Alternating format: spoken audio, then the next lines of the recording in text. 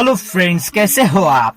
मैं प्रतीक स्वागत करता हूँ आपका हमारे चैनल में। दोस्तों, इस वीडियो में आपको दुनिया के अजूबों में से एक ताजमहल के बारे में बताने जा रहा हूँ।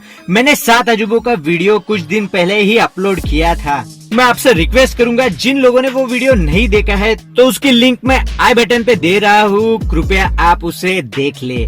तो आइए शुरू करते हैं। दोस्तों, जब मैंने ताजमहल को पहली बार देखा था तो पहली बात मेरे जहन में ये आई थी कि शायद ही धरती पर ऐसी कोई दूसरी सुंदर वास्तु बनाई गई होगी। मैं आपको बता दूं कि फोटोज और रियल में ये बहुत ही अलग है। फोटोज और रियल वाली फीलिंग्स में जमीन आसमान का फर्क है। आप इसकी खूबसूरती का अनुमान कभी इसकी फोटोज से नहीं लगा सकते दोस्तों। तो अगर आपने इसे अभी तक नहीं देखा होगा तो आपको बता रहा हूँ, आप सबने लाइफ में एक बार ताजमहल की खूबसूरती से जरूर रूबरू होना चाहिए।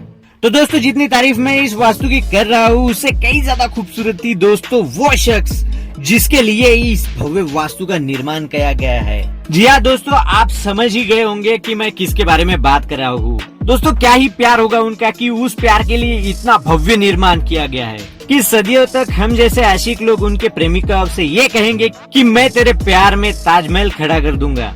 पर दोस्तों, इस वास्तु को फिर से बनाना असंभव है। हम सबने ताजमहल के बारे में सुना ही होगा दोस्तों, और बहुत सी बातें आपको ताजमहल के बारे में पता ही होगी। पर और कुछ इंटरेस्टिंग बातें आज हम इस वीडियो में जानते हैं।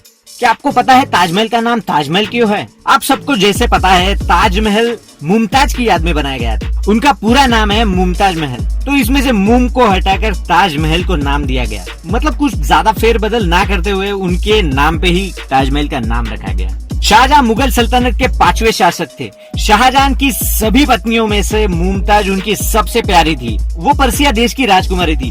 37 वर्ष की उम्र में अपनी 14वीं संतान गोहरा बेगम को जन्म देते वक्त उनकी मौत हुई, और इसी सदमे में शाहजहां ने उनकी याद में कुछ ऐसी वास्तुकला बना दी जिसे हम भारतीय ही नहीं बल्कि पूरी दुनिया सदियों तक की याद रखेगी। ताजमहल को मुमताज का मकबरा भी कहते हैं। ताजमहल को बनाने में तकरीबन 22 साल लगे थे। इसे बनाने का काम 1632 में शुरू हुआ और 1653 में खत्म हुआ। इसे बनाने में लगभग 22,000 मजदूरों का हाथ था। सब कुशल कारीगर थे और जो देश के कोने कोने से आए थे। अभी अगर आज हम ताजमहल को बनवाने लगे तो 22,000 मजदूरों की मजदूरी कितनी होगी? क्या आप एक गेस लगा सकते हैं? चलिए मैं आपको बता देता हूँ। 22,000 लेबर्स लोगों की एक दिन की मजदूरी कम से कम 1,10,00,000 रुपए होगी। अब आप इस हिसाब से 22 साल का कैलकुलेशन कर ही सकते हैं। क्या आपको पता है कि ताजमहल का बेसमेंट एक खास तरह की लकड़ी से बना हुआ है, और उस लकड़ी को मजबूत बने रहने के लिए हमेशा पानी की जरूरत रहती है। इसीलिए ताजमहल को नदी के किनारे बनाया गया, और नदी के किनारे इस सुंदर वास्तु को देखना एक वाकई अद्भुत अनुभव होता है। ताजमहल को सिर्फ एक सुंदर आलीशान महल नहीं बनाया गया, काफी सोच विचार करके और दूरदृष्टि वाली सोच रखकर बनाया गया है। आज तक जितनी भी प्राचीन वास्तुकला के महान नमूने थे तो वो ज्यादातर भूकंप से क्षतिग्रस्त हुए, पर ताजमहल की चारों मीनारें इस तरह बनाई गई है कि भूकंप आने पर या बिजली गिरने पर ये बीच वाले गुम्बद पर नहीं गिरेगी। और सदियों तक ताजमहल की सफेदी बने रहने के लिए एक खास तरह की संगमरमर का इस्तेमाल किया है, जिससे ताजमहल की शाइन सदियों तक बरकरार रहे। जिस ताजमहल की खूबसूरती के आप हमेशा फूल बरसाते रहते हैं, क्या आपको पता है कि एक ऐसी भी इमारत थी कि जिसके सामने ताजमहल भी फीका पड़ता? जी हाँ दोस्तों, आपने सही सुना। जिस ताजमहल का निर्माण शाहजहां ने करवाया था, उसी शाहजहां की योजनाओं में ताजमहल से भी आलीशान और खूबसूरत महल बनवाने की योजना शामिल थी। शाहजहां उसके खुद के लिए एक काला ताजमहल बनवाना चाहता था, जिसकी खूबसूरती ताज से भी बहुत ज्यादा हो और जिसकी साइज लगभग ताजमहल से दुगनी हो। अगर ऐसा होता तो सोचिए कैसा होता, और क्या होता उसका नाम? आप कमेंट करके जरूर बताइए दोस्तों।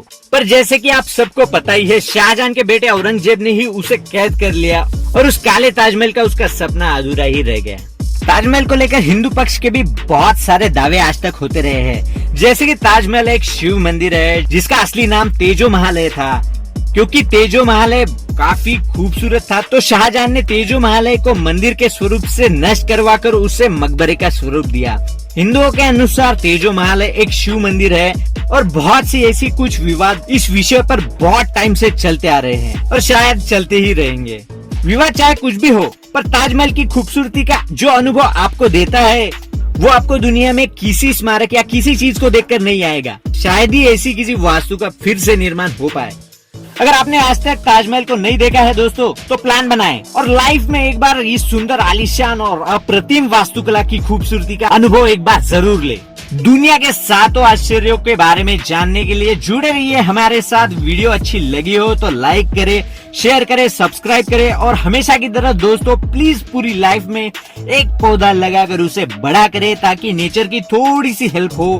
तो चलिए दोस्तों, मिलते हैं अपनी अगली वीडियो में। तब तक के लिए धन्यवाद दोस्तों।